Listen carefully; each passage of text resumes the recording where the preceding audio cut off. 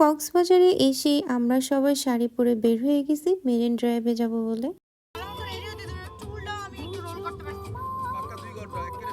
শালি দুলাভাই মিলে ঝগড়া করতেছিল যে এত তাড়াহুড়া করে আমাদের রেডি হইতে বলছে যে আমরা ঠিক মতো একটু রেডিও হইতে পারিনি। আমার হাজবেন্ডের আবার সাজগোজ অত একটা পছন্দ না, তো সেটা আমি বুঝবো, ওরা তো আর বুঝবে না। তার কথা হয়েছে যে ঘুরতে যাব এত সাজা লাগে কেন, শর্টকাটে আমরা বের হয়ে যাব এরকম আর কি। তারপরও আমি অনেক কষ্টে ওদের 2 ঘন্টা সময় নিয়ে দিছিলাম। তো আমরা যেহেতু একদম টেকনাফ 0 পয়েন্টে যাব, তাই আমাদের তো আবার আসতে হবে। এই জন্য হয়তো আমার হাজবেন্ড আরো বেশি তাড়া দিচ্ছিল।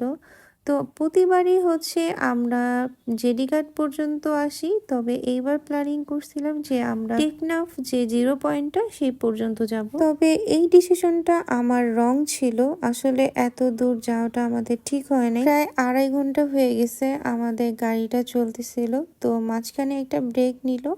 এইখানে সুন্দর কলা বিক্রি করতেছিল, কিছু কলা নিয়ে আমাদের সবাইকে দিল। অবশ্য আমাদের হালকা পাতলা সবারই ক্ষুধা পাইছে। আসার পথে এত তাড়াহুড়ো করে আসছি যে আসার পথে কিছুই নিয়ে আসতে পারিনি। 5 ঘন্টা পরে আমরা এই টেকনাফ 0 পয়েন্টে এসে পৌঁছাই। আসতেই যেহেতু এতক্ষণ লাগছে, যেতে আমাদের কতক্ষণ লাগে আল্লাহ জানে।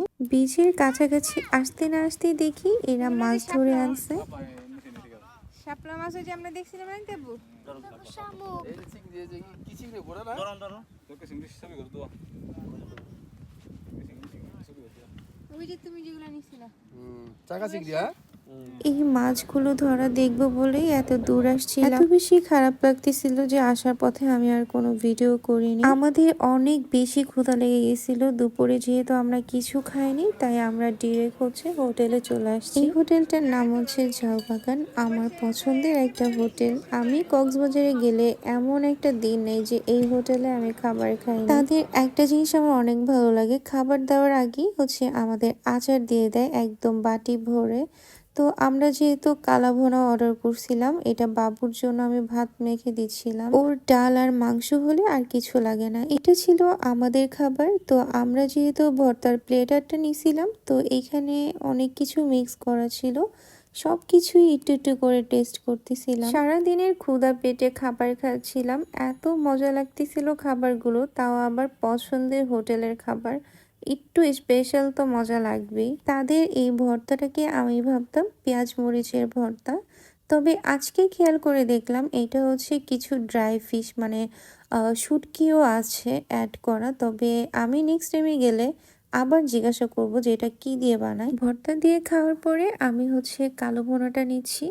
এদের কালো ভুনাটা এর আগেও আমি খাইছি, একটা ডিফারেন্ট একটা স্বাদ লাগে। এবার ট্যুরে আসার আগে আমি আগেই চিন্তা ভাবনা করে আসছি যে এবার যা যা ইচ্ছে আমি খেয়ে নিব, আর ট্যুর থেকে গিয়ে আমি আবার ডায়েটে চলে যাব। 4-5 মাস হয়ে যাচ্ছে আমি আসলে ঠিক মতো ডায়েট করতে পারতেছি না। অসুখ বিসুখ, এই ঝামেলা ওই ঝামেলা একটার পর লেগেই থাকে। সবার এত পরিমাণ ক্ষুধা লাগছিল দেখেন তো, সবকিছু একদম খালি করে ফেলছে। খাওয়া দাওয়া শেষ করে আমরা হোটেলে এসে 2 ঘন্টা রেস্ট নিয়ে তারপর সবাই ফ্রেশ হয়ে আবার রেডি হয়ে বের হয়ে পড়ছি। যেহেতু আমরা সকালে আসছি, এখন পর্যন্ত বিচে যাইনি, কারণ আমরা ভাবছি বিচ এরিয়া রাতের বেলা বিচে ঘুরবো, তাই আর আসা হয়নি। যাওয়ার পথে আমি কিছু জুয়েলারি দেখতেছিলাম। আসলে আমার জুয়েলারি দেখতে অনেক ভালো লাগে, কিন্তু ব্যবহার করতে একদমই ভালো লাগে না।